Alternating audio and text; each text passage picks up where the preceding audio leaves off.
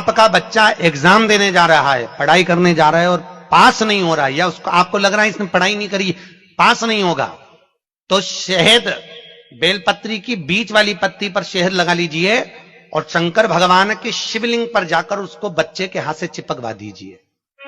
बच्चे ने भले पढ़ाई नहीं करी हो पूरी साल, पर बच्चा उस सब्जेक्ट में जिस दिन वो बेलपत्री चिपका कर आएगा उस दिन उस सब्जेक्ट में बच्चा पास होकर ही रहेगा, उसका एग्जाम उसको अच्छा प्राप्त होगा। जो भोपाल वाला एक बाबा आया था पिछले दिनों कि आपका बेटा अगर 8वीं में एग्जाम देने जाए, पढ़ाई न किया हो, तो बेलपत्री पर शहद लगाकर शिवलिंग पर लगा दीजिएगा, वो पास हो जाएगा। ये बताइए काम आसान है कि नहीं? ये तो बहुत आसान काम है ना। और बच्चों को भी लगेगा कि पढ़ने की क्या जरूरत है, एक बेलपत्री निकाल के किताब के बीच में लगा लेंगे। लेकिन उसी के कुछ दिन बाद अखबार में जब खबर छप गई कि उसी कथावाचक का अपना बेटा 8वीं में फेल हो गया, तब तो कम से कम इस देश को जागना चाहिए।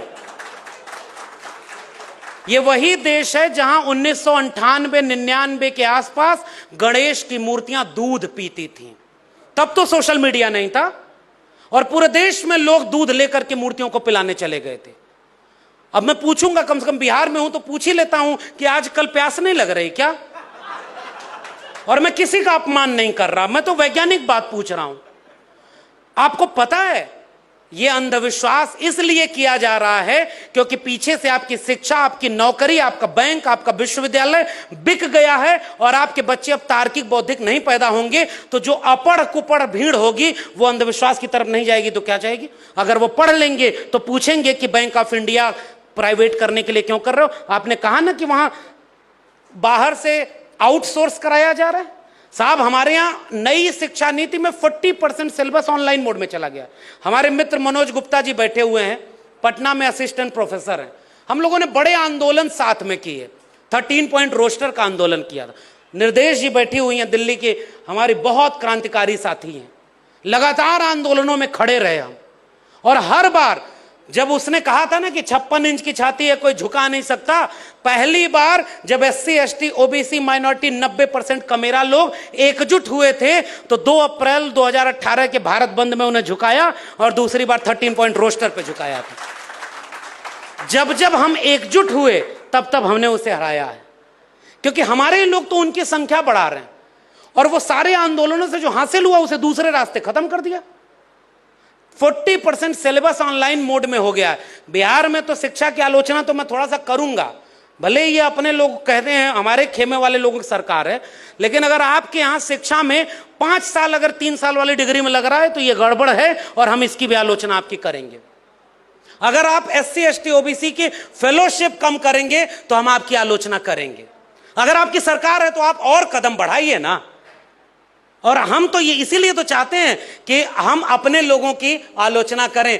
जब भारत आजाद हुआ तो डॉक्टर राम मनोहर लोहिया सदन में नहीं बैठे, सड़क पर नहर रेट आंदोलन करते हुए लाठी खाए और जेल चले गए। लोगों ने पूछा, लोहिया जी आप तो आजादी की लड़ाई लड़ रहे थे, अब तो अपने लोगों की सरकार बन गई, अब क्यों लड़ रहे हो? उन्होंने कहा, समाजवाद का ये तकाजा नहीं है कि अपने लोगों के अगर कोई नियम खराब है, कोई पॉलिसी खराब है तो उसकी आलोचना न की जाए। और सदन में खड़े होकर डॉक्टर राम मनोहर लोहिया जवाहरलाल नेहरू से कहते हैं कि 3 आना बनाम 15 आना, एक गरीब देश का अमीर प्रधानमंत्री इस देश को लूट रहा है। और जवाहरलाल नेहरू खड़े होकर उनकी आलोचना सुनते थे। एक किस्सा मिलता है कि एक महिला जब राम मनोहर लोहिया के पास गई, कहीं भारत आजाद हुआ, आप सब लोगों को तो बहुत कुछ मिल गया, हमें क्या मिला? उन्होंने कहा कि ये नेहरू इतने टाइम जाते हैं वहां, वो जाते समय उनका कॉलर पकड़ के सवाल पूछना।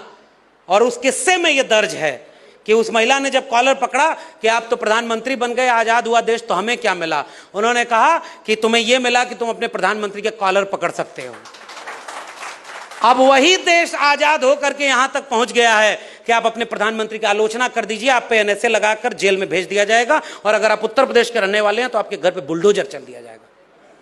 हम अपने लोकतंत्र को खो रहे हैं और इसलिए मैं कह रहा हूं, अगर आज डॉक्टर अंबेडकर होते तो जिस संविधान को उन्होंने इतना संघर्ष करके बनाया, जिस जमहूरियत को उन्होंने अपना 4 बच्चे अपने अच्छे पति नहीं हो पाए, अच्छे पिता नहीं हो पाए, अच्छा जीवन नहीं जी पाए, केवल इसलिए कि जितना हासिल करके देंगे हम लोग अंबेडकर के मानने वाले लोग उतना बचा भी नहीं पाएंगे। क्यों लिख करके गए डॉक्टर अंबेडकर और सख्त चेतावनी दी है। ये आखिरी बात मेरी है कि अगर हिंदू राष्ट्र हकीकत बनता है तो वो इस देश के लिए सबसे बड़ा अभिशाप होगा। हिंदू कुछ भी कह ले, मगर हिंदू धर्म स्वतंत्रता, समानता, बंधुता विरोधी है, वो लोकतंत्र से मेल नहीं खाता है। इसलिए किसी भी कीमत पर इस देश को हिंदू राष्ट्र बनने से रोका जाना चाहिए। इतनी सख्त चेतावनी डॉक्टर अंबेडकर ने और दूसरी किसी चीज के लिए नहीं दी थी। इसका मतलब हमारे पुरखे को पता था कि कुछ दिन बाद कुछ लोग आएंगे जो इस देश को हिंदू राष्ट्र बनाने की कोशिश करेंगे। मैं अपने लोगों को एक पैगाम तो देकर जाऊं कि वो हिंदू राष्ट्र हमारे लोगों को एकलव्य और शंबूक बनाने के लिए होगा, हमारी महिलाओं पर हाथरस और ऊना जैसा कांड का होगा। इसलिए अगर हम हिंदू हैं तो हमारे प्रोफेसर, डॉक्टर, इंजीनियर कहां हैं? हिंदू तब बनाते हो जब दंगा कराना होता है। और बताओ, अंबेडकर जयंती के दिन फिर से एक सवाल पूछ रहा हूं।